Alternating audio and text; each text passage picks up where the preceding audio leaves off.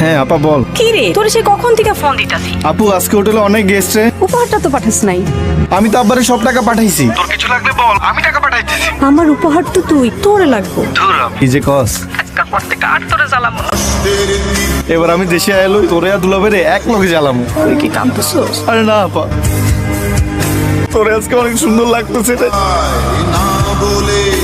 শুনছিলাম বাচ্চা হওয়ার সময় 21টা হাড্ডি ভাঙলে যেমন ব্যথা লাগে তার তো বেশি বেশি ব্যথা হয়। তুমি এত ব্যথা সইতেছো আর আমি তোমার পাশে নাই।